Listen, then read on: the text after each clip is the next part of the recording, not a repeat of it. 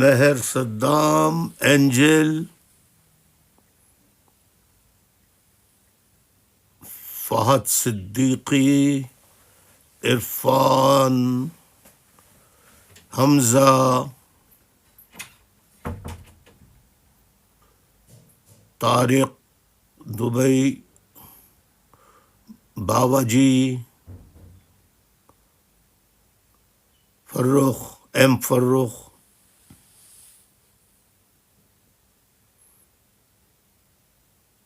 ٹنڈو جام sector, حمزہ خان ٹنڈو جام sector, king 601 Fahad سید،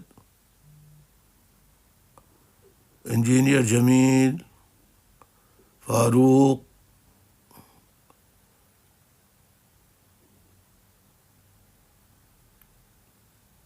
king Balochistan زندہ باد،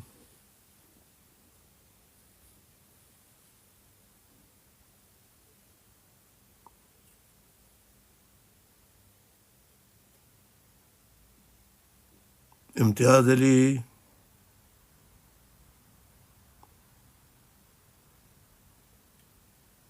حمزہ خان،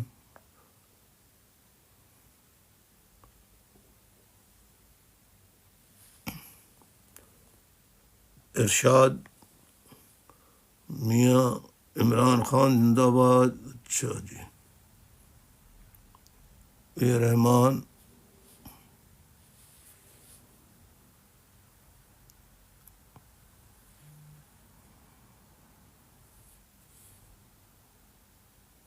غلام حسین بلوچستان زندہ باد، ہائے ہائے ہائے، افتخار قریشی، رانا باجوہ، راجپوت، صلاح الدین،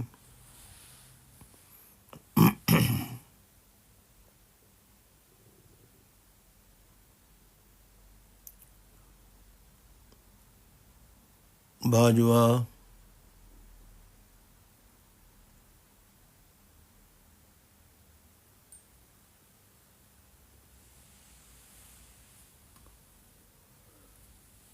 میری آواز صاف آ رہی ہے آپ لوگوں کو؟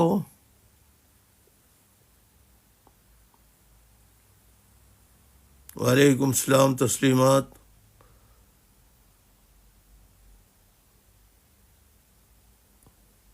اچھا، تو جلدی سے وہی کام کیجئے جو روز میں کہتا ہوں کہ آپ براڈ سے باہر جا کر آپ کے جتنے کانٹیکٹس ہیں ان کو فوراً فون کریں تاکہ وہ جلدی جلدی آ جائیں۔ آج یہ ہنگامی ایمرجنسی خطاب ہے کیونکہ آج میرا دن نہیں ہوتا ہے، میرے دن طے شدہ دن ہے، جمعہ، ہفتہ، اتوار، لیکن آج اہم باتیں کرنی ہے جس وجہ سے میں آ گیا ہوں۔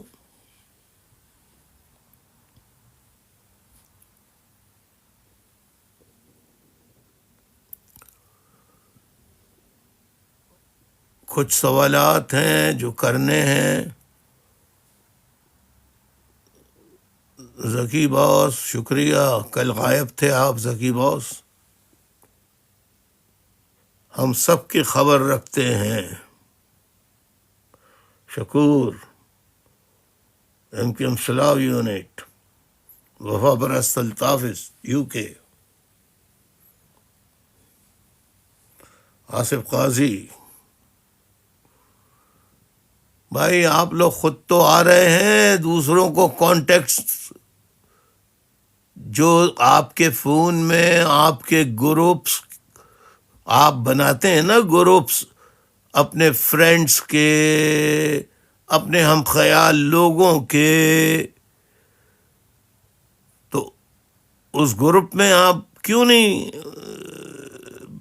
براڈ سے باہر چلے جائیں اور اس گروپ کو آپ کریں گے میسج، وہ بھی جوائن کر لیں گے۔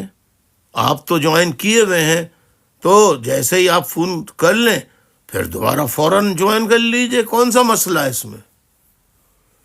اس میں مشکل کیا ہے؟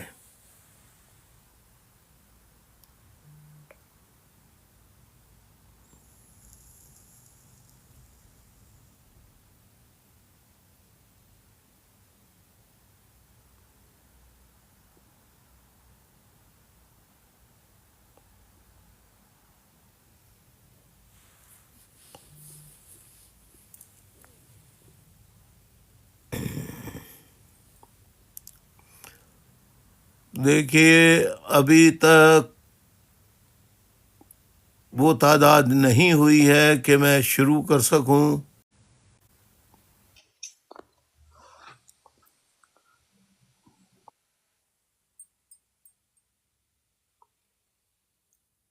جلدی جلدی جلدی جلدی.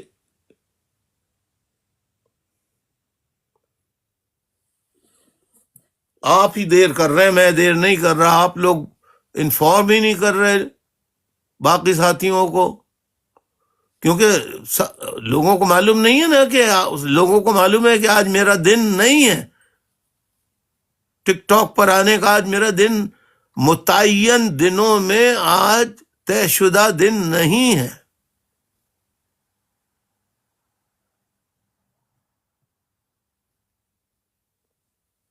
تو اس کے لیے آپ کو انفارم کرنا ہوگا نا باہر نکل کے.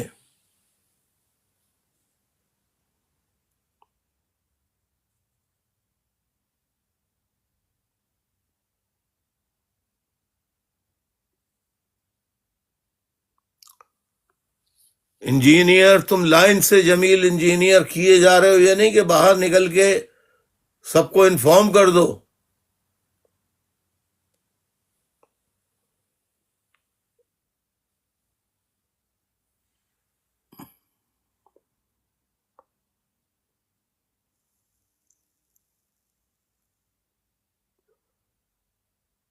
یوسف سعید بھائی باہر جائیے، سب کو انفارم کیجئے. ڈنگ ڈونگ باہر جائیے، سب کو انفارم کیجئے. پہلے وجی، مسز وجی، انو، ایم جے، انو بیٹا نکلو اور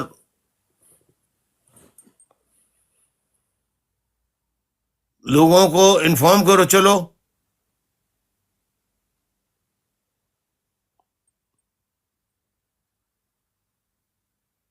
جتنی جلدی آپ انفارم کریں گے اتنی جلدی میں شروع کر دوں گا. ہنگامی ایمرجنسی ارجنٹ خطاب ہے یہ.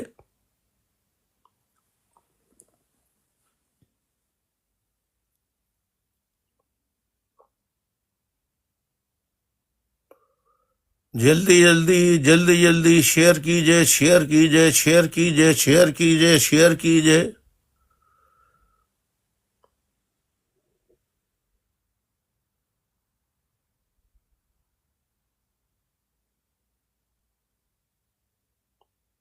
شاباش شاباش شاباش شاباش.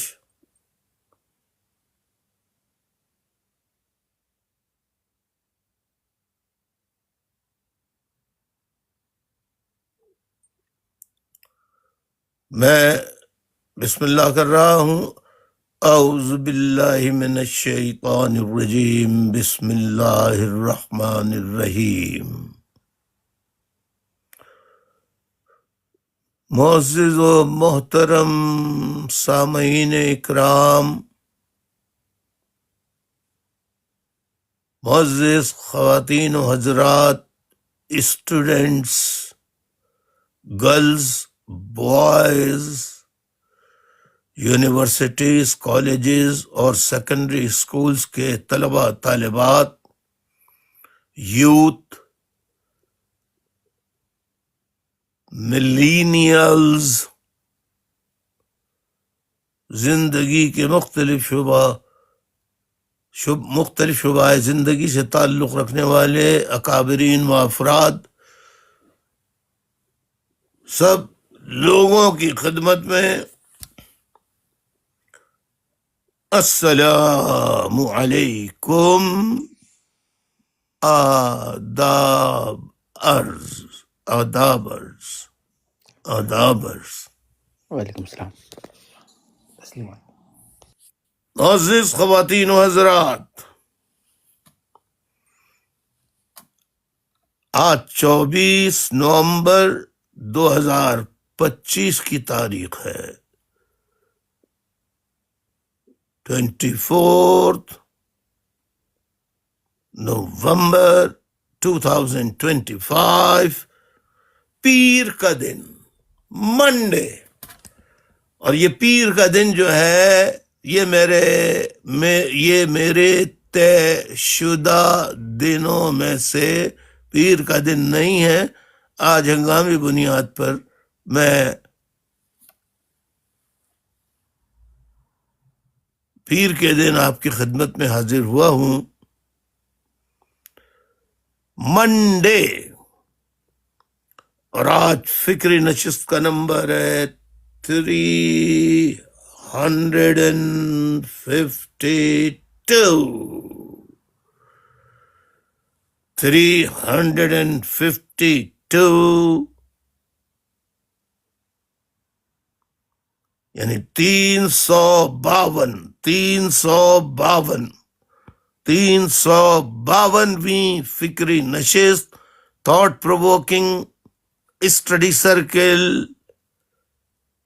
352.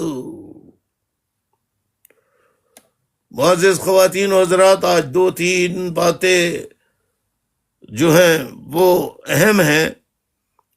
اس پہ میں پہلے بھی متعدد بار گفتگو کر چکا ہوں. ایک تو یہ ہے کہ پشاور میں FC ہیڈ کوارٹر پر حملہ ہوا ہے. دوسری جو گفتگو کرنی ہے وہ بہت اہم ہے. PTI کی شکست، یا یوں کہہ لیجئے PTI کے امیدواروں کی شکست.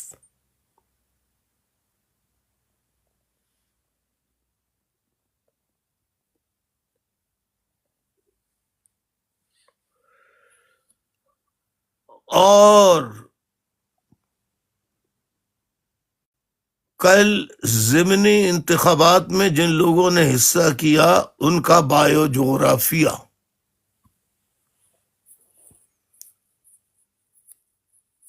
یہ چیزیں آپ سنتے رہے ہیں، بار بار سنیے، ذہن نشین کر لیجئے.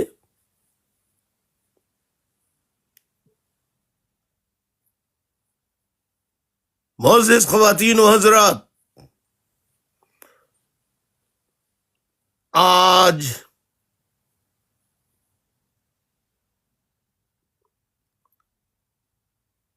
KP کے خیبر پختونخوا کے دارالخلافے پشاور میں موجود فرنٹیئر کانسٹیبلری FC کے ہیڈ کوارٹر پر حملہ ہوا ہے.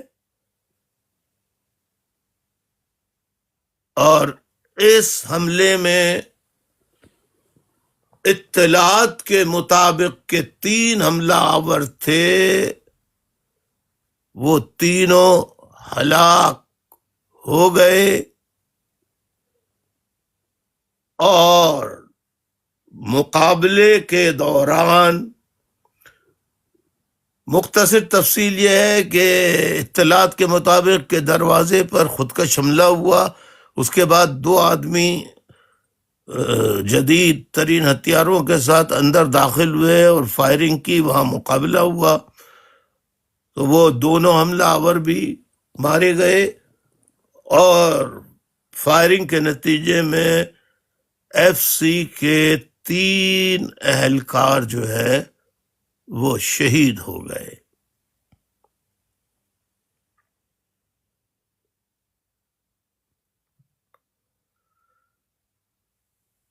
اب یہ خبر اگر آپ یہ سمجھ رہے ہوں گے یہ سوچ رہے ہوں گے کہ یہ کوئی خبر ہے، یہ تو روز مرہ کا معمول ہے کہ آج اس ایجنسی پہ کہ پولیس اسٹیشن پر حملہ ہوتا ہے، فلاں ہیڈ کوارٹر پر حملہ ہوتا ہے، فلاں چوکی پہ حملہ ہوتا ہے. یہ تو روزانہ کی باتیں ہیں. انہی باتوں کو تو آپ کو سمجھنا ہے. دیکھیے، ایک کہاوت ہے،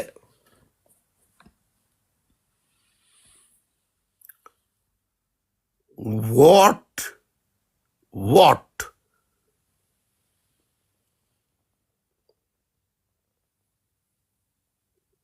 you will sow, what you will sow shall you reap. جو بوگے وہ کاٹو گے.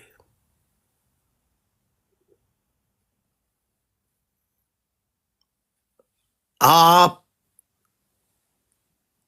اگر کاشتکار ہیں یا نہیں بھی ہیں، آپ کے گھر میں اگر کیاری ہے،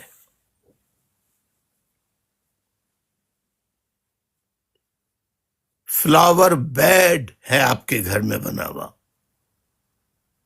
گملے رکھے ہوئے ہیں، تو آپ اس میں پانی کھاد وغیرہ ڈال کے پھولوں کے بیج جو آپ کی پسند ہوتے ہیں گھر میں وہ ڈال دیتے ہیں تو وہ اگاتے ہیں.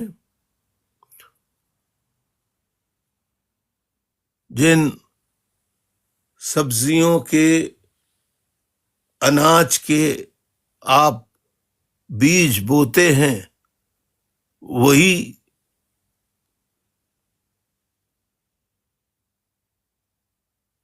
پودا اگتا ہے.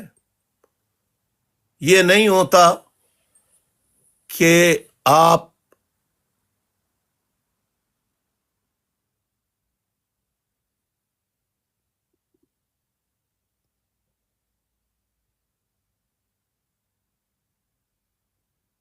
مثال کے طور پر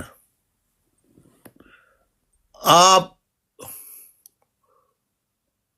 گلاب کے پھول، بڑا مشہور پھول ہے، پھولوں کا بادشاہ،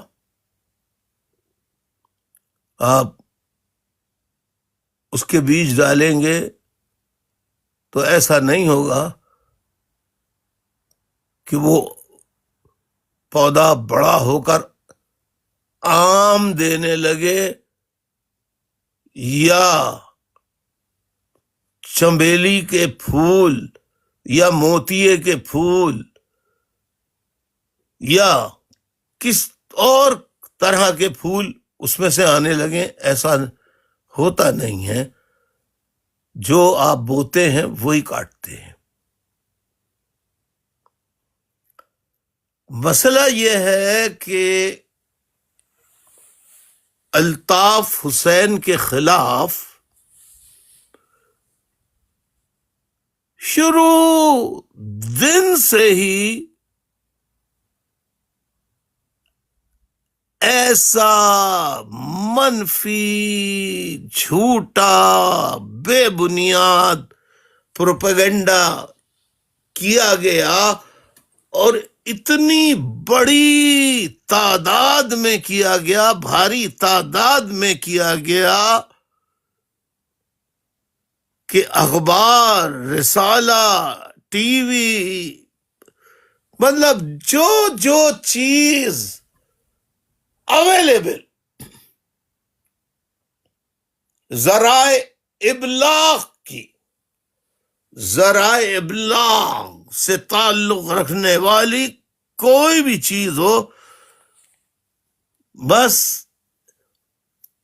وہ رسالہ زیادہ بکتا تھا جس میں الطاف حسین اور ایم کیو ایم کے خلاف مواد زیادہ شائع ہوتا تھا. ماحول ایجنسیز نے ایسا بنا دیا تھا، شکل ایم کیو ایم کی ایسی بگاڑ دی تھی. الطاف حسین کو ایک کوئی ڈان، کوئی کسی علاقے کا غنڈہ بدماش بنا کے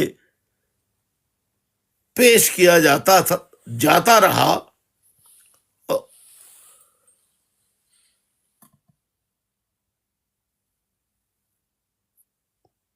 لیکن میری جتنی بھی فکری، نظریاتی اور مستقبل میں جن خدشات کے میں اشارے کرتا تھا، آج سے 47 سال پہلے، 45 سال پہلے، 40 سال پہلے، 35 سال پہلے، 30 سال پہلے چلا کر واحد آواز تھی ملک میں کہ دیکھیے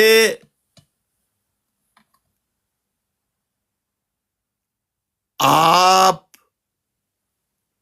امریکہ اور روس کی جنگ میں پاکستان کی زمین اور افواج کی جو خدمات پیش کر رہے ہیں، گو کہ اس کے عوض بے پناہ بوریاں بھر کے بنا گنتی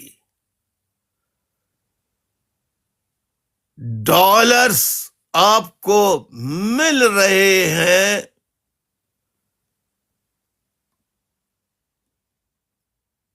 تو وہ ڈالرز نہ عوام کی فلاح بہبود کے لیے استعمال ہوتے تھے، نہ ملک کی ترقی خوشحالی کے لیے،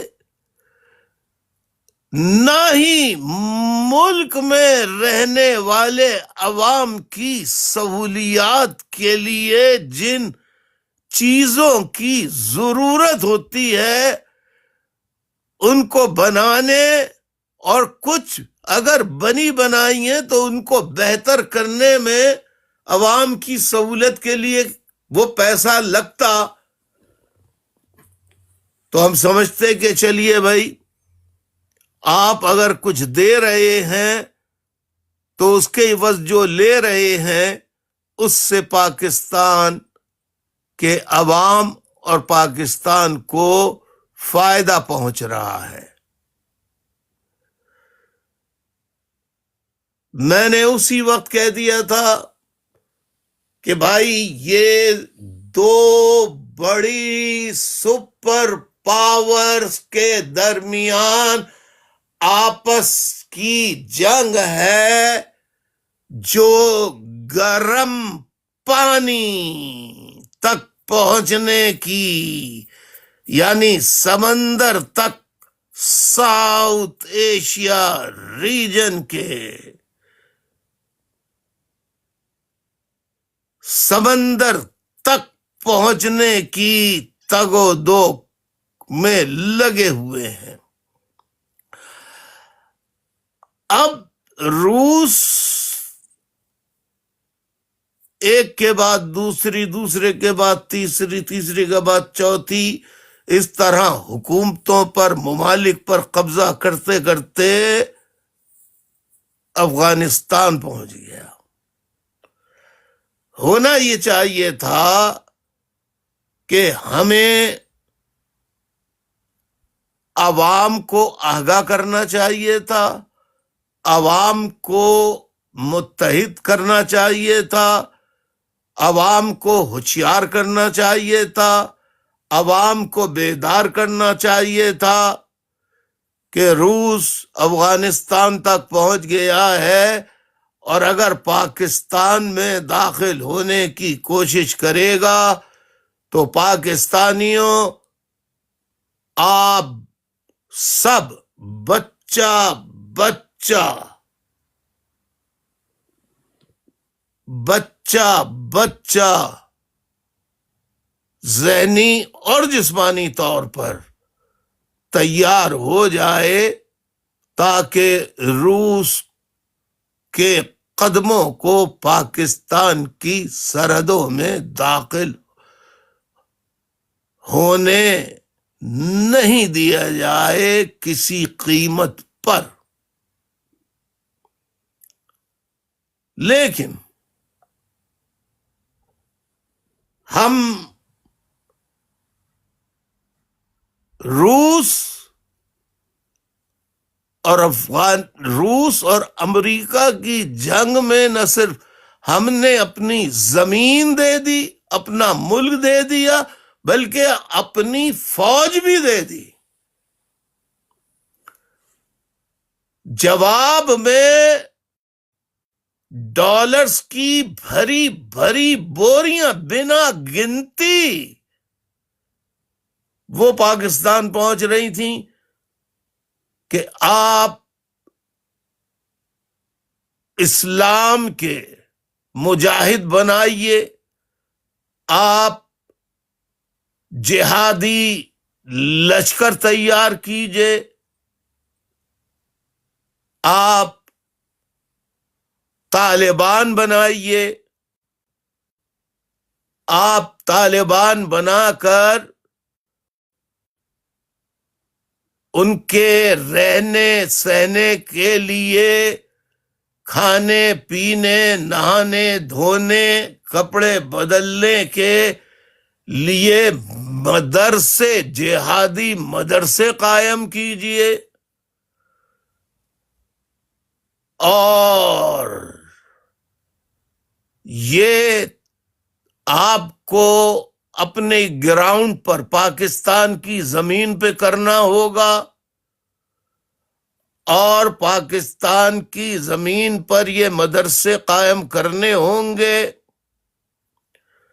جہاں تک لٹریچر کا تعلق ہے، یعنی تحریری مواد، چھوٹے چھوٹے کتابچوں، چھوٹے بڑے کتابچوں کی شکل میں، وہ آپ پاکستان کے لوگوں، آپ اس کی پرواہ نہ کیجئے. لٹریچر سارا تیار ہو چکا ہے، جہازوں میں، پانی کے جہازوں میں لد چکا ہے، اور وہ کسی وقت بھی پاکستان پہنچ جائے گا. اس لٹریچر میں قرآن مجید سے جنگی آیات نکالی گئیں، قرآن مجید اور احادیث وہ نکالی گئیں جو دشمن سے لڑنے کے متعلق احادیث موجود ہیں. یعنی اب میں آپ کو آسان لفظوں میں بتاؤں، توحید، ارکان اسلام 5، توحید، نماز، روزہ، زکوٰۃ، حج، اور چھٹا رکن جہاد. تو جتنی جہاد سے متعلق احادیث اور آیات ہیں،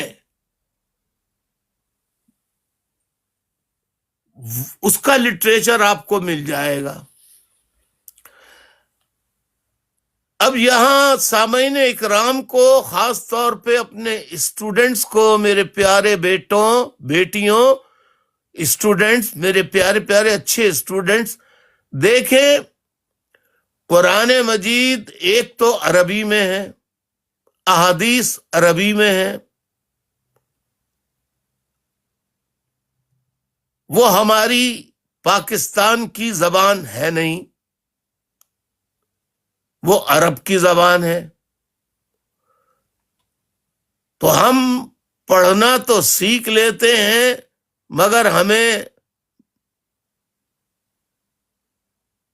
مطلب سمجھ میں ہی نہیں آتا کہ ہم کیا تلاوت کر رہے ہیں.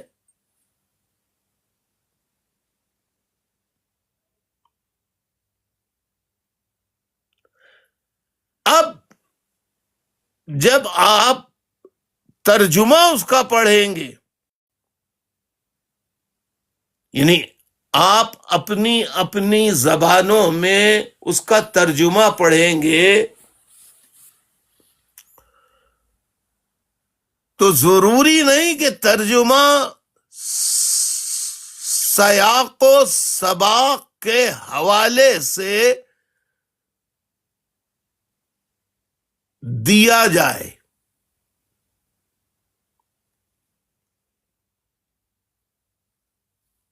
پھر تیزی سے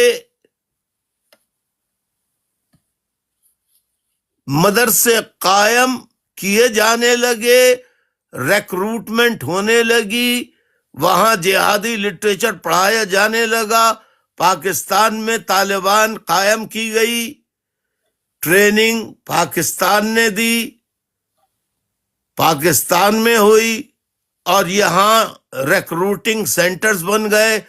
افغانستان کی جہاد افغانستان میں جو جام شہادت نوش کرنا چاہتا ہے یا دشمنوں کو واصل جہنم کرنا چاہتا ہے، وہ آئے اور آ کر شامل ہو جائے.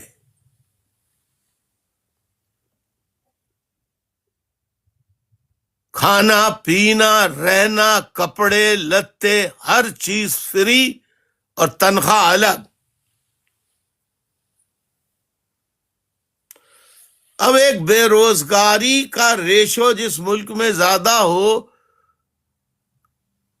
جہالت اپنے عروج پر ہو، اور ساتھ میں یہ پروپیگنڈا بھی دیا جا رہا ہو کہ دیکھو دیکھو دیکھو روسی کمیونسٹ ہیں، کمیونسٹ ہیں.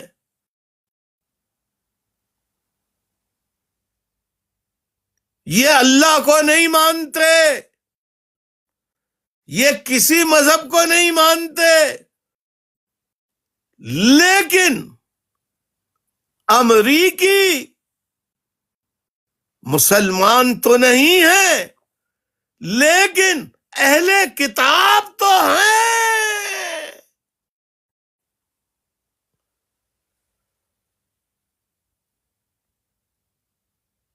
آج کل بھی ابراہیم ایکارڈ کی باتیں چل رہی ہیں فلسطین کے معاملے میں. Abraham accord. اب میں اس تفصیل میں اب جاؤں گا تو پھر میں اور باتیں نہیں کر سکتا. آپ تاریخ اٹھا کر دیکھ لیجئے، سب سے پہلے اگر طالبانائزیشن کے خلاف، جہادیت کے خلاف، طالبانائزیشن کے خلاف سب سے بھاری مضبوط کوئی آواز تھی تو وہ صرف اور صرف ایک ہی آواز تھی، الطاف حسین کی. لیکن الطاف حسین کی آواز کو آپ کیسے سنتے؟ کیونکہ دوسری طرف ٹیلی ویژن اور اخبارات الطاف حسین کو دہشت گرد، ملک دشمن اور غدار، حتیٰ کہ جب طالبان اور جہادی تنظیموں کے پھیلاؤ کے خلاف آواز اٹھائی تو مجھے دائرہ اسلام سے خارج بھی قرار دے دیا گیا کہ یہ جہاد کے خلاف بات کر رہا ہے.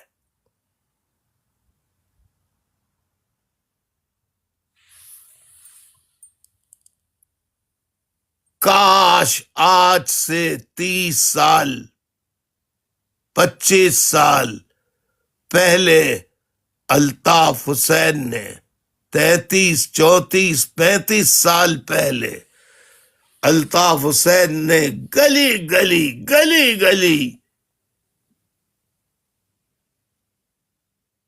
سندھ کے شہری علاقوں میں جہاں جہاں جا سکتا تھا جا کر اپیلیں کی کہ خدا رسول کے واسطے یہ جہاد وہاد کے چکر میں مت پڑنا، یہ جہاد نہیں ہے، یہ امریکہ اور روس کی لڑائی ہے، پاکستان زبردستی اس میں انوالو ہو گیا ہے، لہذا آپ خدا کے لیے، یہ جہاد نہیں ہے، یہ کوئی کفر اور اسلام کی جنگ نہیں ہے، یہ حق و باطل کی جنگ نہیں ہے.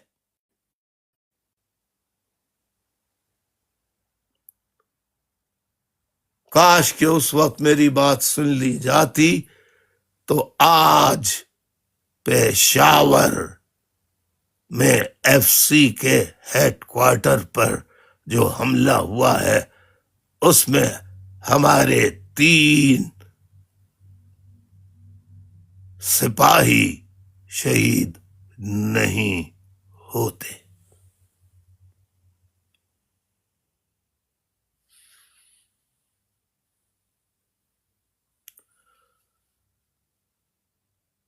اب یہ بات جو میں نے آپ کے سامنے کہی، آپ مجھے صرف لکھ کے بتا دیجئے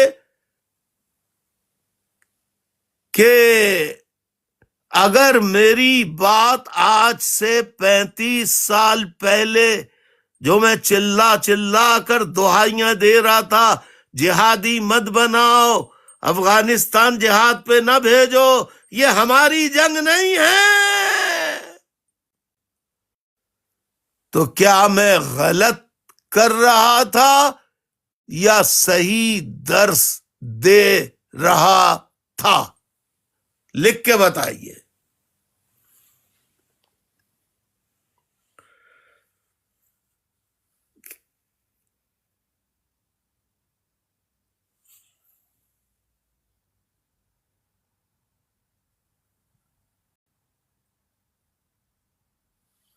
شکریہ، جواب آ گیا لکھ کے کہ آپ صحیح درس دے رہے تھے، سبق پڑھا رہے تھے.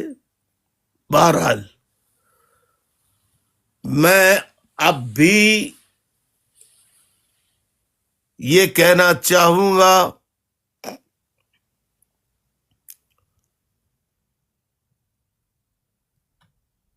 دیکھیے، مجھے اس کا بھی معلوم ہے کہ امریکہ کی کتنی بڑی طاقت ہے، اور پاکستان جیسے کمزور غریب ممالک کو ایسی سپر پاور سے کس طرح کی دوستی رشتہ رکھنا چاہیے.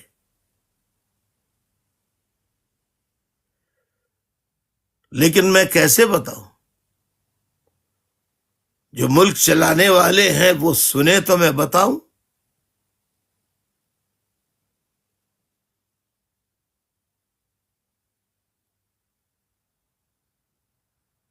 لیکن ہمارے ہاں حق اور سچ سننے کے لیے تیاری کوئی نہیں، اور سچ اور حق بیان کرو تو اسے تسلیم کرنے کے بجائے دہشت گرد، غدار، ملک دشمن، اسلام دشمن قرار دے دیتے ہیں.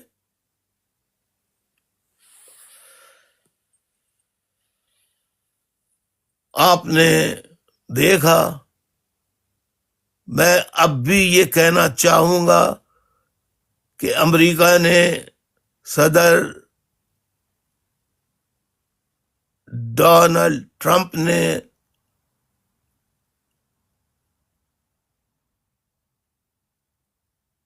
کھل کر ایک بیان دیا کہ افغانستان میں بڈ گرام کا ایئرپورٹ امریکہ کو چاہیے.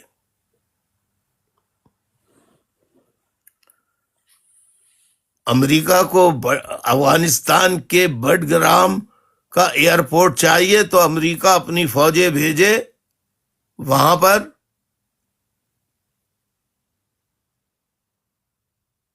پاکستان کی سرزمین کو اس میں انوالو نہیں کرنا چاہیے. پاکستان کو افغانستان جانے کا راستہ فراہم نہیں کرنا چاہیے. وہ جو ایسٹرن کنٹریز ہیں جتنی بھی، ان کنٹریز کے ذریعے بہت مسلم ریاستیں ہیں، ازبکستان ہے، آذربائیجان ہے، ترکمنستان ہے، اور تان کی پوری گردان ہے، وہاں سے بھیجیں. پاکستان کی سرزمین کو آپ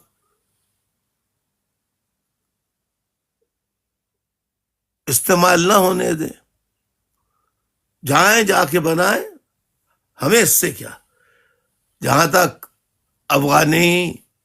افغانستان کا معاملہ ہے، وہ افغانستان کی حکومت اور افغانستان کے عوام خود نمٹ لیں گے. اور افغانستان کے عوام بار بار گزشتہ 40، 45، 35، 30 سالوں سے بھگتتے چلے آ رہے ہیں.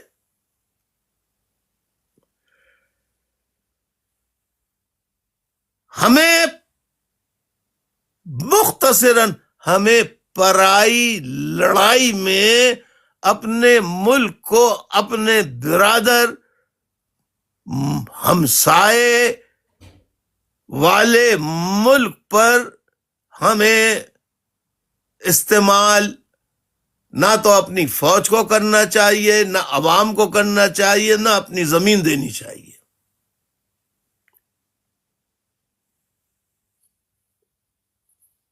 آپ لوگوں کا کیا خیال ہے کہ کیا پھر پاکستان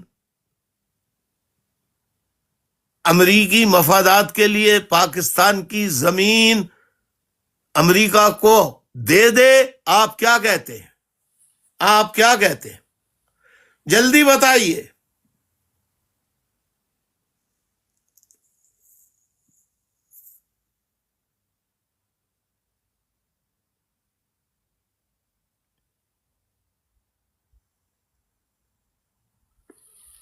دیکھیے، سارے لوگ یہ لکھ رہے ہیں کہ نہیں دینی چاہیے، ہرگز نہیں دینی چاہیے، ہرگز پاکستان کو استعمال نہیں ہونا چاہیے. تو بھائی یہ بات میں یہیں تک لا کر ارباب اختیار سے کہتا ہوں کہ خدا را پاکستان کی حفاظت کریں، پاکستان کے عوام کی امنگ و خواہشات کا احترام کریں اور ان کی خواہشات امنگوں کے مطابق عوام کی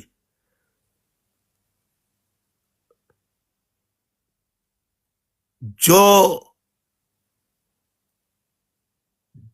عوام جس جماعت کو پسند کریں انہیں کرنے کا پورا حق دیں.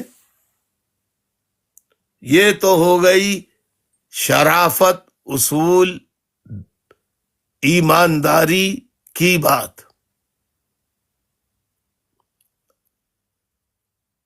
یہ میری گزارش ہے ارباب اختیار سے. اب میں آتا ہوں، گزشتہ دنوں پورے ملک میں ضمنی انتخابات ہوئے.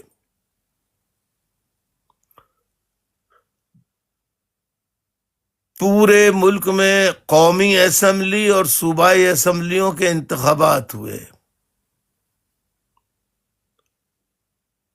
پی ٹی آئی نے ادھورا بائیکاٹ کیا تھا. ادھورا کیوں کہہ رہا ہوں؟ کہ 2 جگہوں سے قومی اسمبلی میں پی ٹی آئی کے امیدواروں نے حصہ لیا تھا. لاہور سے وہاں کے سابقہ میئر، لاہور کے سابقہ میئر میاں اظہر، محترم میاں اظہر مرحوم صاحب کے صاحبزادے حماد اظہر، ان کو ٹکٹ دیا.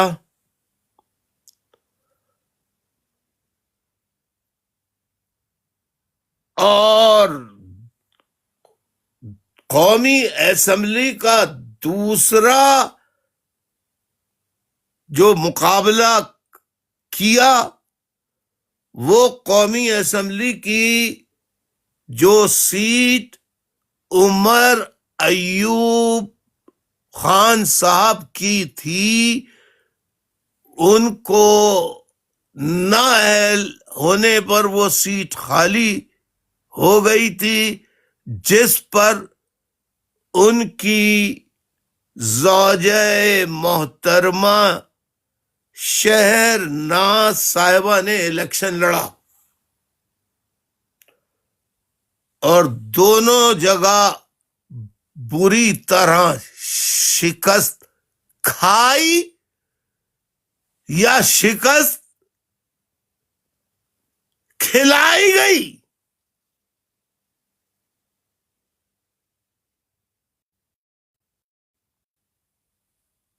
یہ بالکل ایک الگ ٹاپک ہے.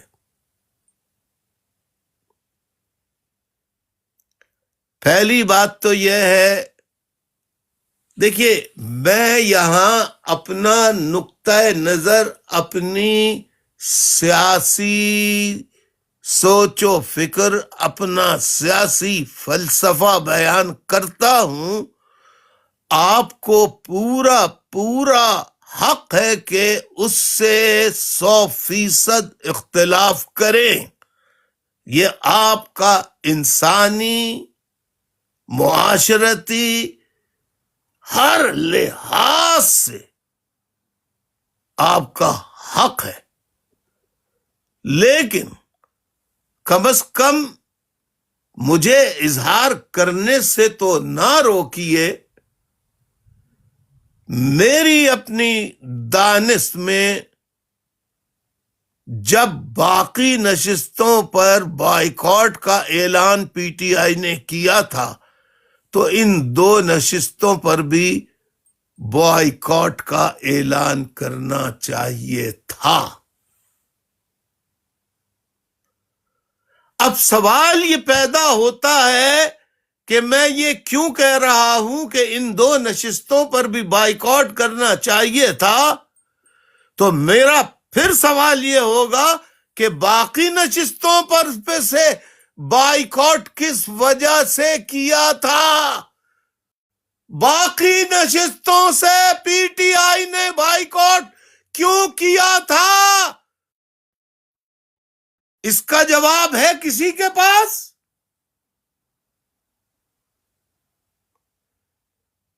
باقی نشستوں سے پی ٹی آئی نے قومی اور صوبائی اسمبلی کے ضمنی الیکشن کا بائیکاٹ کیوں کیا تھا؟ کس وجہ سے کیا تھا؟ یہ سوال ہے یا نہیں بنتا سوال یہ؟ اگر اس وجہ سے کیا تھا کہ 8 فروری 2024 کے الیکشن میں پی ٹی آئی کو تجربہ ہو گیا تھا کہ پی ٹی آئی نے 180 کے لگ بھگ نشستیں جیتی تھیں، لیکن فارم 47 کے تحت نتائج بدل کر پی ٹی آئی کی فتح کو شکست میں تبدیل کر دیا گیا. لہذا نہ عدلیہ آزاد ہے، نہ جلسے جلوس کرنے کی آزادی ہے، اور کینڈیڈیٹس اور کینڈیڈیٹس کے جو الیکشن آفیسرز ہوتے ہیں، ہر کسی کینڈیڈیٹ کا ایک وہ اپنا مقرر کرتا ہے، اس کو کیا نام ہوتا ہے اس کا خاص؟ Polling agent. نہیں، پولنگ ایجنٹ تو اندر میں بیٹھتا ہے بھائی. کیا ہو گیا ہے مصطفیٰ زبادی، آپ غور سے نہیں سن رہے؟ ایک جو قومی اسمبلی کا رکن ہوتا ہے وہ ایک نمائندہ یا 2 نمائندے منتخب کرتا ہے اپنے دستخطوں کے ساتھ کہ یہ میری الیکشن کیمپین کے نگراں ہیں، یوں سمجھ لیجئے، جنہیں ہر جگہ جانے کی، ہر پولنگ اسٹیشن پر جانے کی اجازت ہوتی ہے. چیف الیکشن کمیشن آفیسر کچھ اسی قسم کا ملتا جلتا، پریزائڈنگ افسر نہیں، پریزائڈنگ افسر الگ ہوتا ہے. چیف الیکشن کمیشن برائے فلاں فلاں، جو بھی قومی اسمبلی کا ممبر ہو، نہ ان کے جانے کی اجازت ہے،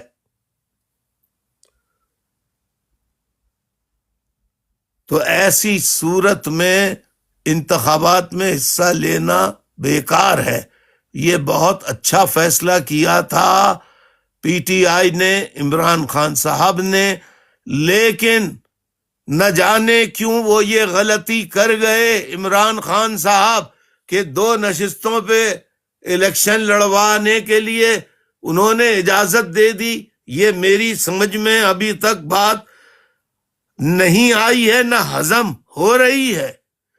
اگر بے ایمانی کا خدشہ باقی سیٹوں پہ تھا تو ان 2 سیٹوں پر خدشہ کیوں نہیں تھا؟ اس کا کوئی جواب ہے کسی کے پاس؟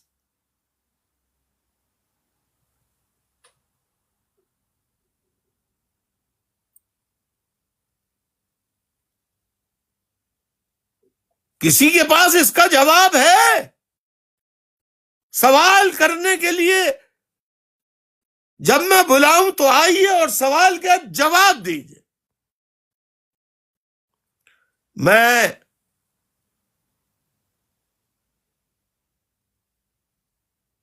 یہی کہنا چاہوں گا، مجھے نہیں پتا کہ پی ٹی آئی عمران خان صاحب کو کون کیا کیا رپورٹیں پہنچاتا ہے. زمینی گراؤنڈ وہ جیل میں ہیں، اور جیل سے باہر لوگ جو ہیں وہ انہیں کیا کیا خبریں، کیسی خبریں پہنچاتے ہیں، یہ تو اللہ اور ملنے والے جانے. بہرحال یہ کوئی بھی پی ٹی آئی کا رہنما یا کارکن سن رہا ہو، یہ ان تک پہنچا دیں میری بات کہ یہ بات یا تو حصہ لیں تو سب میں لیں، یا بائیکاٹ کرنا ہے تو بائیکاٹ کریں. مثال کے طور پر corps commander Karachi general Naseer Akhtar سال 1993، اسٹوڈنٹس آپ لکھ رہے ہیں نہیں، ورنہ پھر یہ سب بتانا بیکار ہوگا. سال 1993 عام ملک میں انتخابات ہو رہے تھے. کہ corps commander general Naseer Akhtar نے صاف ہمارے نمائندوں کو بلا کر کہا کہ 92 جیسا آپریشن آپ کے خلاف دوبارہ شروع کر دیا جائے گا، 90 بند کر دیا جائے گا، آپ 4 سیٹوں پر الیکشن لڑیں، باقی سیٹیں جو ہیں آپ ہمیں دے دیں۔ Can you believe it? یہ میں 1993 کی بات بتا رہا ہوں، 2025 کی بات نہیں بتا رہا۔ میں نام بتا رہا ہوں، general Naseer Akhtar, corps commander Karachi, آج کے نہیں، سابقہ former ex corps commander Karachi, general Naseer Akhtar, جو 1993 میں کراچی کے کور کمانڈر تھے۔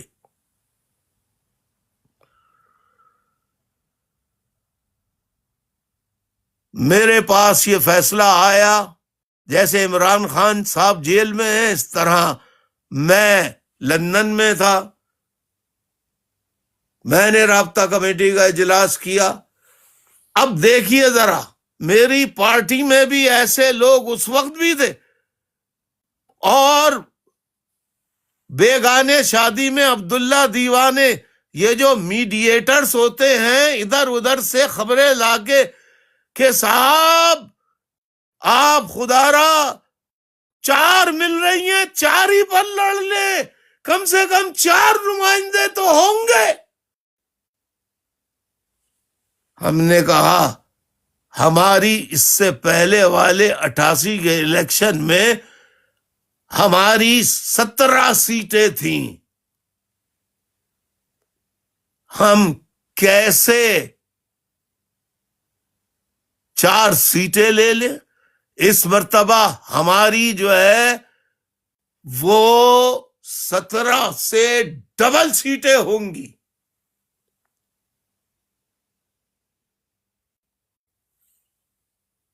تو بہت سے لوگ کہنے لگے نہیں نہیں نہیں، دیکھیں آپ کوئی بائیکاٹ کا اعلان نہ کریں، اور دیکھیں بڑا غلط ہو جائے گا، کوئی نمائندگی نہیں ہوگی، کوئی تو آواز اٹھانے والا۔ ارے میں نے کہا اس ایوان میں، قومی اسمبلی میں 4 ارکان قومی اسمبلی کو کیا اسپیکر بولنے کی اجازت دے گا؟ ہرگز نہیں دے گا۔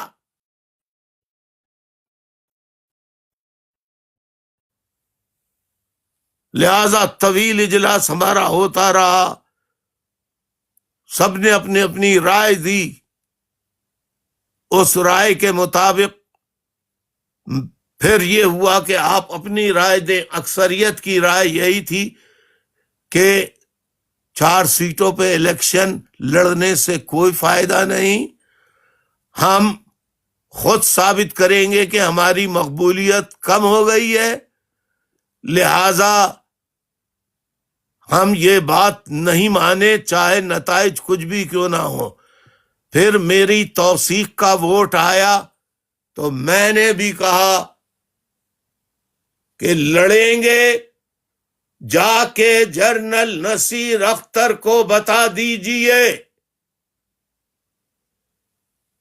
کہ ایم کیو ایم لڑے گی تو تمام نشستوں پر الیکشن لڑے گی جہاں کے کاغذات نامزدگی داخل کرائے جا چکے ہیں۔ کسی ایک کانسٹیٹوئنسی سے ایک کے بھی کاغذات نامزدگی واپس نہیں لیے جائیں گے۔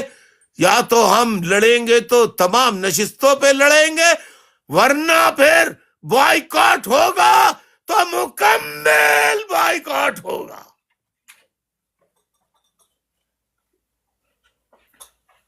اور ہم نے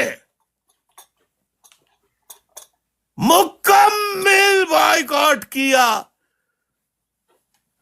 1993 کے الیکشنز اسٹوڈنٹ سے کہوں گا کہ کراچی میں، حیدرآباد میں، لاہور میں، پشاور میں کوئٹہ میں جہاں جہاں لائبریریز باقی بچی ہیں وہاں جا کر 93 کا اخبار دیکھیں، اس میں ان اخبارات میں تصویریں چھپی ہوئی ہیں کہ الیکشن والے دن قومی اسمبلی کے الیکشن کیمپوں پہ نہ تو الیکشن کیمپوں میں جو باہر رضاکار بیٹھتے ہیں نہ تو وہ تھے، بلکہ خالی کیمپ پڑے تھے اور کتے لوٹ رہے تھے خالی کیمپوں میں۔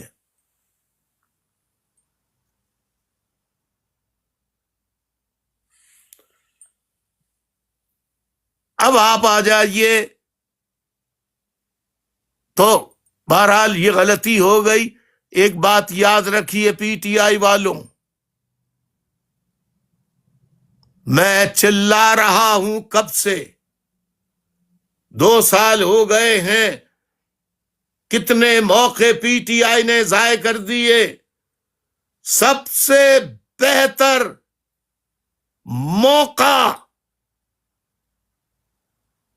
پی ٹی آئی پر کریک ڈاؤن کے بعد سب سے پہلا موقع جو تھا وہ 8 فروری 2024 کے الیکشنز آئے تھے، جب بلے کا نشان چھین لیا گیا تھا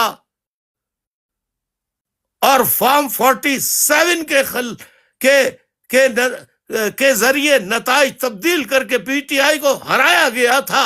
اس وقت لوہا گرم تھا، احتجاجی تحریک اسی وقت چلنی چاہیے تھی۔ تحریک، جذبات لوہے کی مانند ہوتے ہیں، جسے بھٹی میں آگ میں دہتی ہوئی آگ میں گرم کیا جاتا ہے، اور جب لوہا گرم ہوتا ہے اسی وقت چوٹ ماری جاتی ہے اس پر۔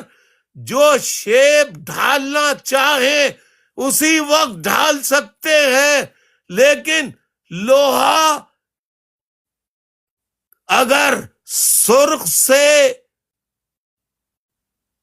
صرف اس کی سرخی ہی ختم ہونے لگے اور وہ اپنی رنگت بدل دے، تب بھی آپ ہاتھ لگائیں گے تو آپ کا ہاتھ جل جائے گا، لیکن چوٹ لگائیں گے تو چوٹ نہیں لگے گی۔ یاد رکھیے، جس وقت چوٹ لگانے کا وقت تھا وہ ضائع کر چکے ہیں، اور بار بار غلطیاں پی ٹی آئی کے لوگ کر کے وہ غلطیوں پہ غلطیاں کیے جا رہے ہیں۔ یہ میری اپنی رائے ہے، آپ اختلاف کریں تو میں آپ کے اختلاف کا احترام کروں گا، آپ کا حق ہے۔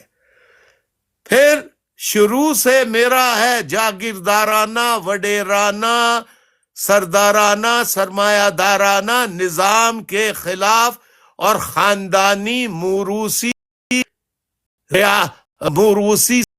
کے خاتمے کے لیے میری جد و جہد شروع سے رہی ہے، 47 برس سے۔ لیکن گزشتہ روز جو انتخابات ہوئے اس میں مسلم لیگ نون کے جو لوگ جیتے ہیں وہ سب الیکٹیبل کے، سب وزراء کے یا الیکٹیبلز کے رشتہ دار نون لیگ سے ٹکٹ دیے گئے تھے۔ کسی پڑھے لکھے کارکن کو ٹکٹ نہیں دیا گیا۔ یہ ہے جاگیردارانہ، وڈیرانہ نظام کی، سرمایہ دارانہ نظام کی خرابیاں۔ دیکھ لیا آپ نے؟ تو مسلم لیگ والوں، مجھے تو تعجب ہوتا ہے، گو کہ کل بہت کم تعداد میں 4-5% کی تعداد میں لوگ نکلے تھے، لیکن جو نکلے تھے ان سے میں پوچھتا ہوں وہ بھی کیوں نکلے تھے؟ یہ مسلم لیگ نون اور پیپلز پارٹی یہ جاگیرداروں، وڈیروں، سرمایہ داروں لٹیروں کرپشن کرنے والوں کی جماعتیں ہیں. خدا کے لیے اس سے نجات حاصل کیجئے، نجات حاصل کیجئے، نجات حاصل کیجئے. یہ چند باتیں بتانے کے لیے میں آپ کی خدمت میں ہنگامی بنیاد پر آیا تھا کہ پی ٹی آئی کے دوستوں کو بھی بتا دوں، حکمرانوں کو بھی بتا دوں، فوج کے جرنیلوں کو بھی اپنی رائے سے آگاہ کر دوں، اور عوام کو بھی آگاہ کر دوں. لہذا 352ویں فکری نشست کے پہلے حصے کا میں اختتام کرتا ہوں اور مصطفی زبادی سے کہتا ہوں کہ خلاصہ پیش کیجئے. بہت بہت شکریہ.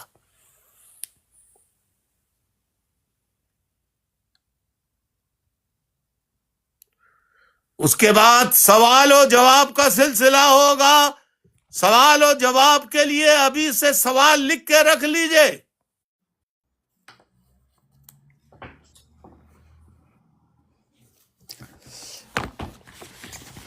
جی بھائی، آداب بھائی. تسلیمات.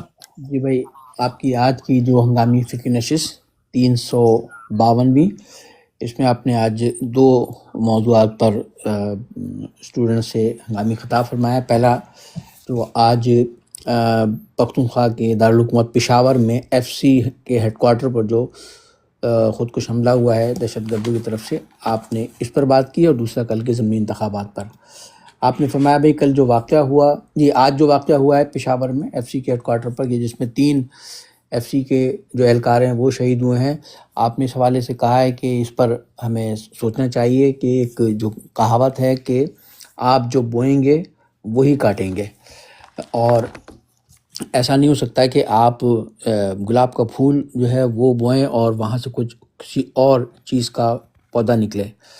آپ نے بتایا کہ آپ 35 30 40 سالوں سے یہ بتاتے رہے کہ ایجنسیز نے، اسٹیبلشمنٹ نے آپ کے خلاف پروپیگنڈے کی، آپ کا چہرہ ایک منفی انداز میں لوگوں کے سامنے پیش کیا. آپ بتاتے رہے اس وقت بھی کہ یہ جو پاکستان میں افغانستان میں جب سوویت یونین آیا ہے اور پھر اس کو روکنے کے لیے امریکہ کہنے پر جو امریکہ نے پاکستان کی فوج کو جو یہ کہا کہ وہ وہاں جہادی تیار کریں، طالبان تیار کریں، اور اس کے لیے امریکہ نے بوریوں میں بھر کے ڈالر دیے، اور جس کے لیے جہادی مدرسے قائم کیے گئے، طالبان قائم کیے گئے، اور انہیں ٹریننگ دی گئی. اس کے علاوہ ان کی رہائش، کھانے پینے کا انتظام، اور اس کے ساتھ ساتھ ان کو تنخواہیں بھی، پیسے بھی دیے گئے، اور اس طرح سے ان کو وہاں سے ٹریننگ دے کر افغانستان بھیجا گیا.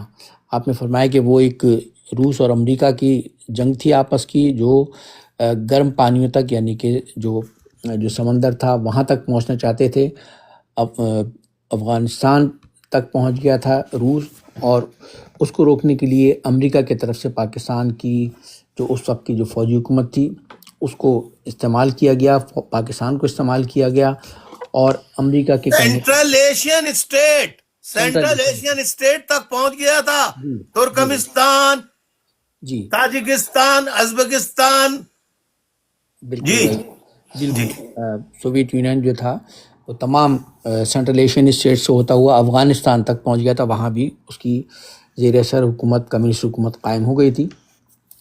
تو آپ نے فرمایا کہ اس کو روکنے کے لیے امریکہ نے پاکستان کو استعمال کیا، اور پھر امریکہ کے بنائے ہوئے ڈیزائن کے مطابق پاکستان میں جہادی مدرسے قائم کیے گئے، طالبان بنائے گئے، جہادی بنائے گئے، لشکر تیار کیے گئے، اور پورے ملک میں بڑے بڑے مدرسے قائم کیے گئے، ریکروٹنگ سینٹرز قائم کیے گئے، ان کو لوگوں کو ریکروٹ کیا گیا، بھرتی کیا گیا، اور ان کو ٹریننگ دے کر اور افغانستان بھیجا گیا، اور اس کو جہاد کا نام دیا گیا.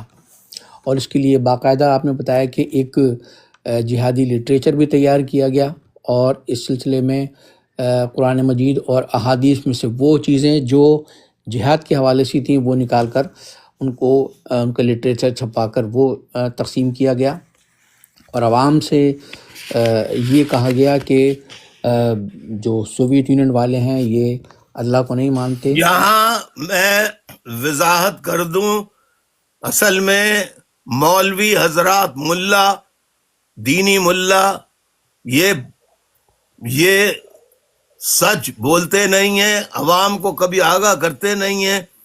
بہت سی آیات، مخصوص واقعات، مخصوص مواقعوں پر مخصوص چیزوں کے لیے اتری ہیں، ان کے سیاق اور سباق کا حوالہ دیے بغیر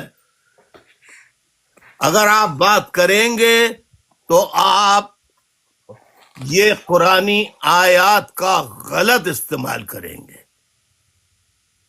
جی بھائی، تو بھائی یہ عوام کو یہ کہا گیا کہ جو سوویت یونین والے ہیں یہ اللہ کو نہیں مانتے، یہ کسی مذہب کو نہیں مانتے، مذہب کے مخالف ہیں، جبکہ جو امریکہ والے ہیں یہ اہل کتاب ہیں، لہٰذا ہمیں امریکہ والوں کا ساتھ دینا چاہیے۔ اور اس طرح سے اس پروپیگنڈے کا نتیجہ یہ ہوا کہ پاکستان کے جہاں جہالت عروج پر ہے، غربت ہے، اور وہاں اس طرح کا پروپیگنڈا، لہٰذا لوگ اس پروپیگنڈے میں آئے، اور پھر جہاد کے نام پر امریکہ کی اس جنگ میں لوگ شامل ہوئے، باقاعدہ ان کو ٹریننگ دے کر، اور ان کو افغانستان بھیجا جاتا رہا۔ آپ اس وقت آپ نے بتایا کہ اس وقت واحد آپ کی ایک آواز تھی جو آپ بتا رہے تھے کہ یہ جو آپ طالبانائزیشن اور کر رہے ہیں اور امریکہ اور روس کی جنگ میں پاکستان کو جھونک رہے ہیں، اور اس کو جہاد کا نام دے کر پاکستان کے عوام کو اس میں جھونک رہے ہیں، اس میں شامل کر رہے ہیں، یہ غلط ہے۔ اور ہمیں امریکہ اور روس کی جنگ میں نہیں شامل ہونا چاہیے۔ آپ اس وقت شہروں میں گلی گلی جا کر لوگوں کو بھی اس بات کے لیے لوگوں کو سمجھایا کہ یہ کفر اور اسلام کی جنگ نہیں ہے، یہ جہاد نہیں ہے، یہ روس اور امریکہ کی آپس کی یہ سرد جنگ ہے، لہٰذا ہمیں اس سے دور رہنا چاہیے۔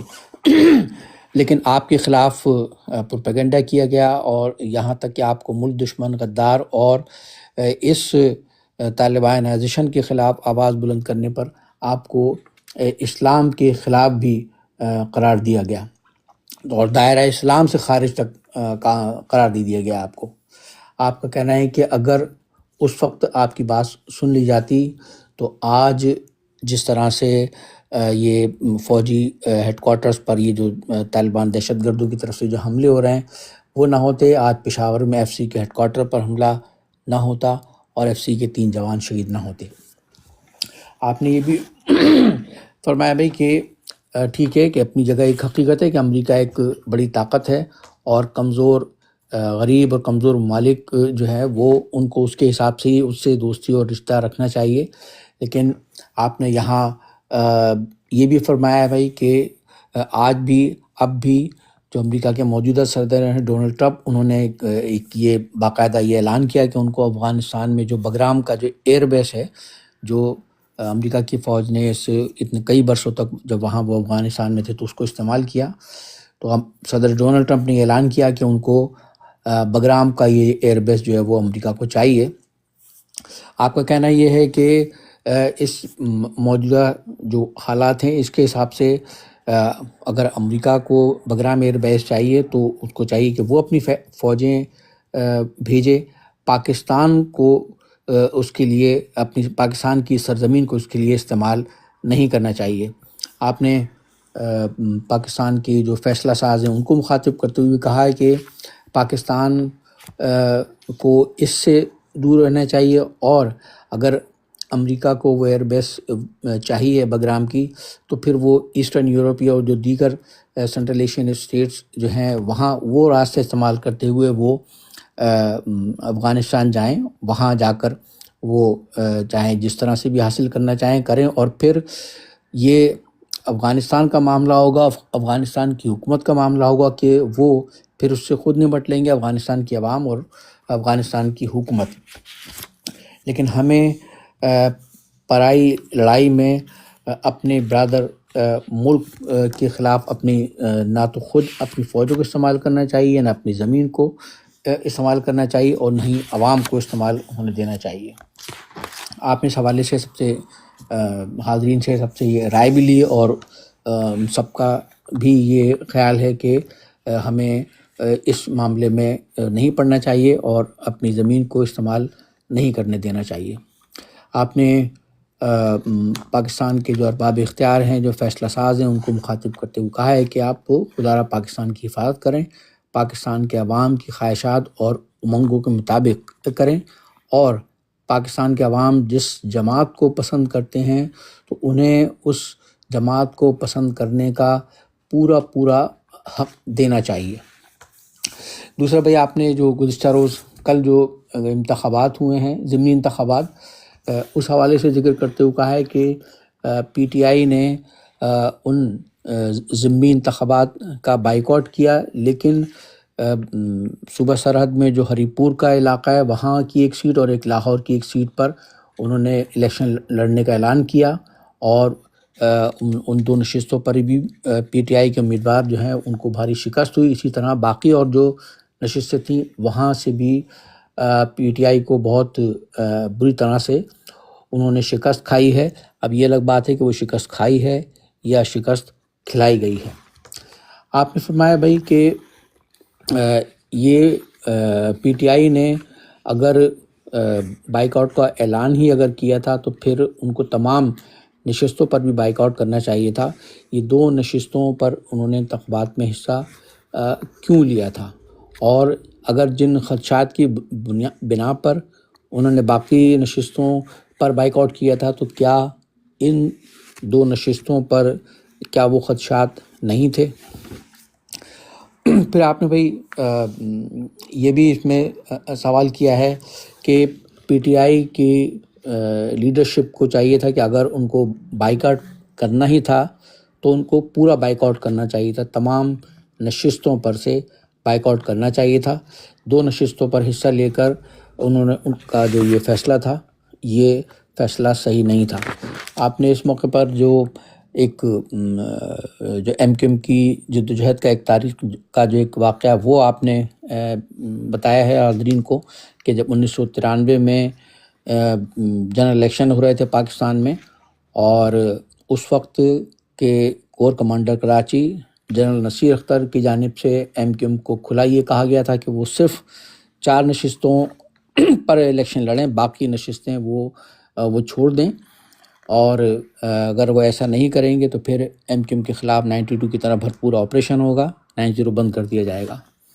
آپ نے فرمایا کہ اس پر ایم کیو ایم کی رابطہ کمیٹی کے طویل اس میں اجلاس ہوئے، سارے اس پر اس کے فائدے اور نقصانات دونوں پر بات ہوئی. اس وقت بھی پارٹی میں کچھ لوگوں کا یہ خیال تھا کہ ہمیں حصہ لینا چاہیے، 4 نشستوں پر ہی اگر اجازت مل رہی ہے تو ہمیں لینا چاہیے، کم سے کم ہمارے 4 نمائندے قومی اسمبلی میں پہنچیں گے.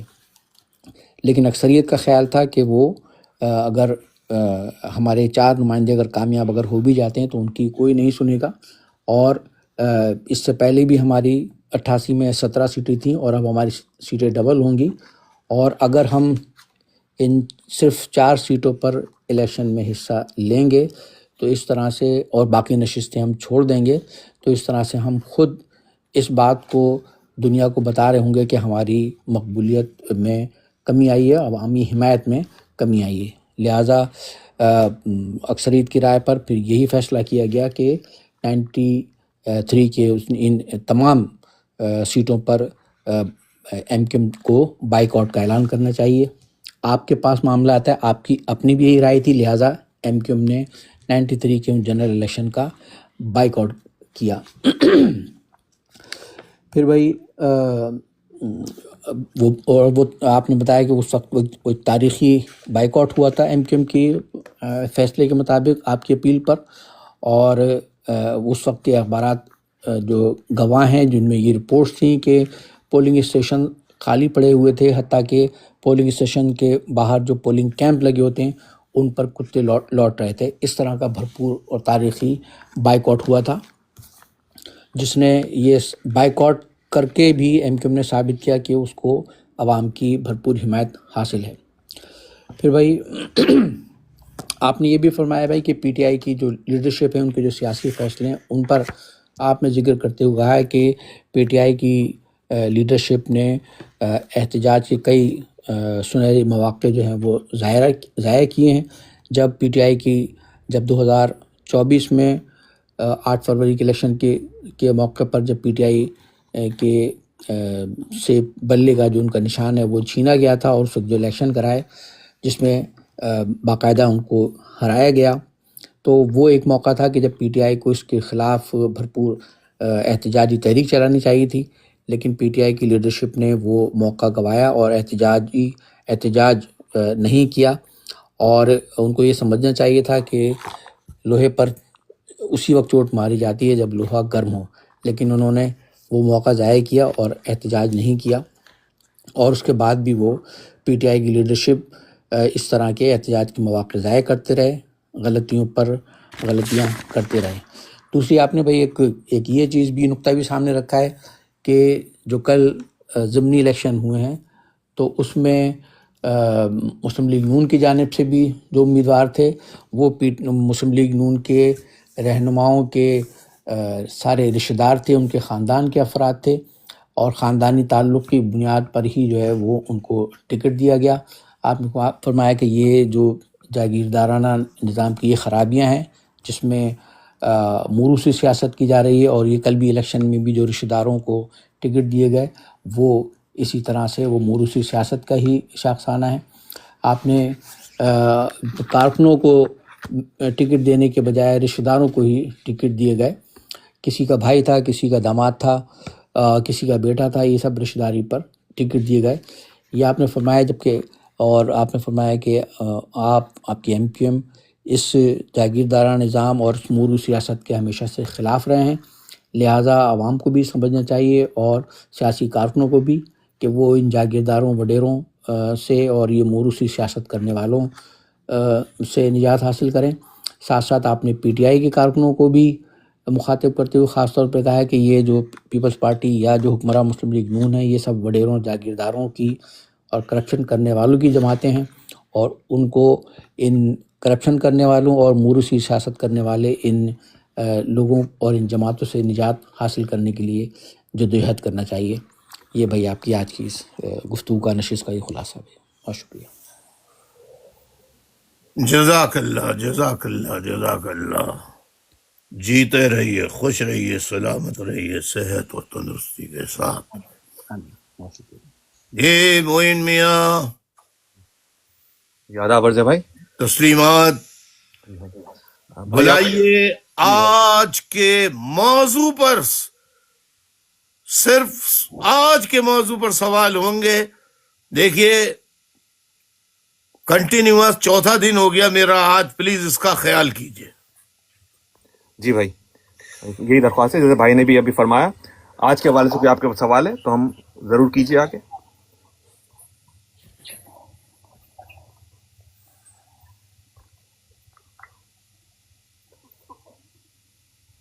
جی زبیر بھائی، آپ کا مائک انمیوٹ ہے.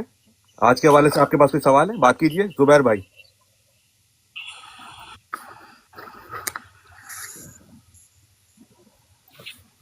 زبیر بھائی آپ کا مائک انمیوٹ ہے، بات کیجیے.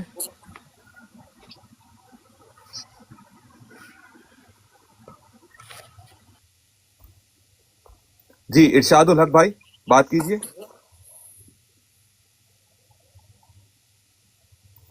ارشاد فہد الحق صدیقی. السلام علیکم بھائی. جی وعلیکم السلام. بھائی آپ کی باتوں سے بالکل ہم لوگ ایگری کرتے ہیں، اور جیسا کہ آپ نے بولا کہ بیگانی کی شادی میں عبداللہ دیوانہ، یہ بالکل صحیح مثال ہے. افغانستان کی جنگ سے لے کے گزشتہ کئی سالوں سے 2007 2008 میں آپ نے بارہا اس بات کو متوجہ کیا کہ طالبانائزیشن کراچی میں جو ہے مزید سے مزید پھیلتی جا رہی ہے، مدارس قائم ہو رہے ہیں، اس میں دوسرے ملکوں سے لوگ آ رہے ہیں، رہ رہے ہیں اور سازشیں کر رہے ہیں. بالکل صحیح کہہ رہے ہیں بھائی آپ. اور فہد صدیقی، کیا آپ کو پتہ نہیں معلوم ہے یا نہیں؟ اگر نہیں ہے تو بزرگ جو ہیں ان سے پوچھ لیجئے کہ میں اس طالبانائزیشن اور جہادی بھرتی کے خلاف بات کرتا تھا تو مجھے اسلام کا دشمن نہ جانے کیا کیا مجھے دائرہ اسلام سے خارج قرار دے دیا مجھے. بالکل بھائی، آپ کے بیانات، آپ کی تعلیمات سنتے ہوئے آ رہے ہیں بچپن سے، اور بالکل آپ نے ہمیشہ حق اور سچ کی آواز کو بلند کیا ہے، اور اسی کی وجہ سے جو ہے ستم در ستم ہم لوگوں پہ مظالم ڈھائے گئے ہیں، جس کے خلاف انشاءاللہ تعالی آپ کی سربراہی میں آواز اٹھاتے رہیں گے، اور انشاءاللہ تعالی مجھے کامل یقین ہے حق کی فتح ہوگی، اور الطاف بھائی کی جو ہے گونج شہر شہر میں انشاءاللہ تعالی پھر پھیلے گی بھائی. آمین ثم آمین. جیتے رہیے. جزاک اللہ. شکریہ فہد شکریہ بھائی. بھائی. جی ارشاد الحق بھائی. السلام علیکم پیر صاحب. وعلیکم السلام. بھائی میں نے اتنا کہنا تھا کہ روس نے جو ہے حملہ کیا افغانستان پہ، وہ ناکام رہا. پھر امریکہ نے جو ہے کوشش کری، وہ ناکام رہا. اب پاکستان کو کیا فائدہ ہوگا جنگ کر کے افغانستان سے، یا دوستی کر کے فائدہ ہوگا؟ بس میرا اتنا سوال ہے. دوستی کر کے فائدہ ہوگا. افغانستان ہمارا پڑوسی ملک ہے، افغانستان سے دوستی کرنی چاہیے، جنگ سے ہر قیمت پر گریز کرنا چاہیے. اسی طرح افغانستان کے لوگوں کو، وہاں کی حکومت کو بھی اس بات کو یقینی بنانا چاہیے کہ افغانستان سے کسی قسم کے دہشت گرد پاکستان میں داخل نہ ہوں. بہت شکریہ. بہت شکریہ، بہت شکریہ. جنید راجپوت بھائی. جنید راجپوت بھائی اپنا مائک انمیوٹ کیجئے پلیز. جنید راجپوت آپ سن نہیں پا رہے ہیں، میں موقع دوں گا آزاد پوائنٹ. جی جنید بھائی آپ کا مائک انمیوٹ ہے. جی بات کیجیے. السلام علیکم. وعلیکم السلام. کسی وجہ سے ڈراپ ہو گئے. ہم آزاد پوائنٹ سے درخواست کریں گے اپنا مائک انمیوٹ کیجیے، بات کیے. آزاد پوائنٹ. یہ میں ساتھیوں سے گزارش کروں گا، ڈاٹ ڈالیے. گلچ آ رہی ہے، ڈاٹ ڈالیے. جی السلام علیکم الطاف صاحب اور جو لوگ بیٹھے ہوئے ہیں. میں اصل میں افغانستان سے ہوں، کندہار سے تعلق رکھتا ہوں، انگلینڈ میں رہ رہا ہوں. جزاک اللہ. جی بہت شکریہ آپ کا. اور ابھی جو ہمارا گورنمنٹ ہے افغانستان میں، اس کا بہت سپورٹر بھی ہوں، کیونکہ یہی لوگ ہیں جو ہمارے لیے پیس لایا ہے، سیکیورٹی اسٹیبلٹی لایا ہے. تو میرا ایک دو سوال ہے الطاف بھائی سے کہ میں تو بہت بچپن سے 1 سال میں کراچی میں رہا ہوں، تو الطاف بھائی کا بہت نام سنا بھی ہے اور میں ریسپیکٹ بھی کرتا ہوں. بہت پیارا بندہ ہے. باقی جو پولیٹکس ہے وہ الگ بات ہے.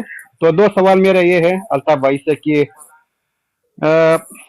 جیسا آپ نے پہلے کہا کہ پاکستان کو دوستی کرنا چاہیے افغانستان سے.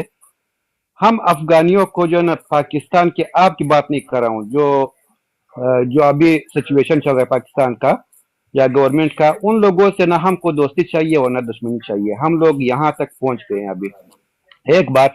اور دوسری بات، جو پاکستان میں کچھ بھی ہو رہا ہے پٹھانوں کے علاقوں میں یا کراچی میں ہو رہا ہے مہاجروں کے علاقوں میں، یہ صرف بلیم افغانیوں کو کیوں کرتے ہیں لوگ وہاں پہ کہ یہ افغانیوں نے کیا. جیسا آج ہوا تھا یا کل ہوا تھا پشاور میں جو دھماکہ ہوا ہے، اس کو یہ لوگ کہتے ہیں کہ افغانیوں نے کیا، یا باقی جو بھی کچھ ہوتے ہیں افغانیوں کو بلیم کرتے ہیں.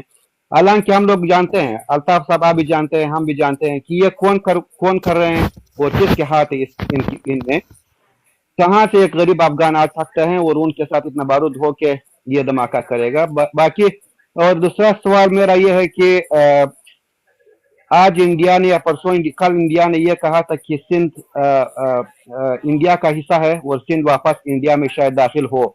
آپ کی کیا رائے ہے ان دونوں سوالوں کا؟ بہت شکریہ آپ کا وقت دینے کا. بہت شکریہ الطاف صاحب.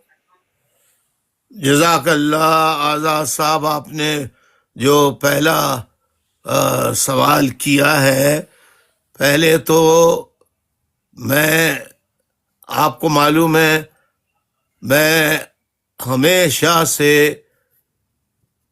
اس بات کو کہتا رہا ہوں کہ آپ بغیر تصدیق کے، یعنی اگر فرض کریں آپ کا یہ کلیم ہے کہ بھائی یہ افغانی ہیں، تو ان کا پاسپورٹ بھی ہوگا، پھر ان کا علاقہ بھی ہوگا، تو آپ یہ چیزیں تو ہم نے کبھی دیکھی نہیں۔ جہاں کہیں کوئی دھماکہ، کوئی واقعہ ہوتا ہے، اس میں افغانیوں پر کا نام لگا دیا جاتا ہے، جو میں سمجھتا ہوں کہ کسی طرح بھی یہ صحیح نہیں ہے۔ اس سے افغانستان میں رہنے والے افغانیوں کا اور جو افغانی پوری دنیا میں رہتے ہیں ان کا دل دکھتا ہے کہ بغیر ثبوت کے الزام نہیں لگانا چاہیے۔ جہاں تک آپ نے یہ سوال پوچھا کہ ہندوستان کے وزیر دفاع نے یہ بیان دیا، تو ان بیانوں کو، یہ بیان آپ پاکستان میں نہیں سنتے تھے کہ دہلی کے لال قلعے پہ ہم جھنڈا لہرا دیں گے، ہم کشمیر پہ جھنڈا لہرا دیں گے، تو کشمیر پہ تو جھنڈا نہیں لہرایا جا سکا۔ اسی طرح یہ وہاں پر الیکشنز چل رہے ہیں، تو ظاہر ہے کہ ایک وہاں پر بھی ریت چل رہی ہے کہ پاکستان کے متعلق آپ جتنی منفی بات یا نیگیٹو بات یا کوئی افسانہ گھڑ دیں، تو اس کا مطلب یہ ہے کہ آپ کل سندھ کو فتح کرنے آ رہے ہیں۔ ہاں، جو فتح کرنے والے ہوتے ہیں وہ فتح کر لیتے ہیں، کہا نہیں کرتے۔ بہت شکریہ۔ شکریہ بھائی۔ اس کو بھائی ہمیں شاید سوئچ میں کوئی پرابلم آ رہی ہے، کچھ گلیچ بھی آ رہی ہے بھائی، ہمیں ہو سکتا ہے مصطفیٰ بھائی کے اکاؤنٹ پہ سوئچ کرنا پڑے۔ جی میں وہیں جا رہا ہوں۔ اوکے جی، ہم جتنے بھی لوگ موجود ہیں ان سے یہ گزارش کریں گے کہ آپ